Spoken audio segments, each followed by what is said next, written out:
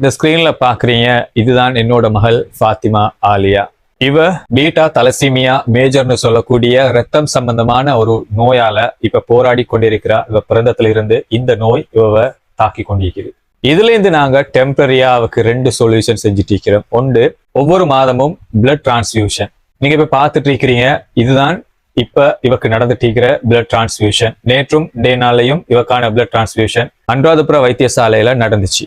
அதே மாதிரி blood transfusion பண்ணதுக்கு அப்புறமா அவங்களோட உடம்புல இரும்பு சத்து அயன் அதிகரிக்கும். இதை குறைக்கிறதுக்காக, அதாவது இரும்பு சத்தை குறைக்கிறதுக்கான வைத்தியம் ஒவ்வொரு நாளும் வீட்டுல இவக்க நடந்துட்டு இருக்குது.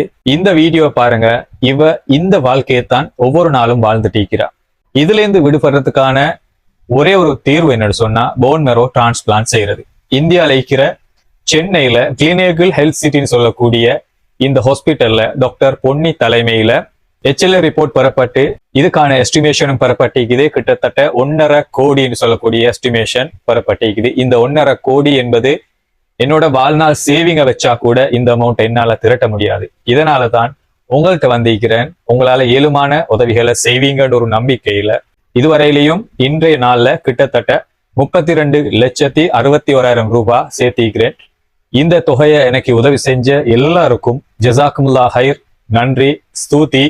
அது மட்டும் இல்லாம இன்னும் நிறைய அமௌண்ட் தேவைப்படுது. இதன் காரணமாக ஒவ்வொரு ஊராக நாங்க சென்று வசூல் செஞ்சுட்டு இருக்கிறோம். இன்றைய நாள் பொரோப்பத்தான் இருக்கிற நிக்கோ என்று சொல்லக்கூடிய ஊருக்கு நாங்க வர இருக்கிறோம். அதே மாதிரி அடுத்தடுத்த தினங்களையும் உங்களோட ஊர்களுக்கு வருவோம் இன்ஷா அல்லாஹ்.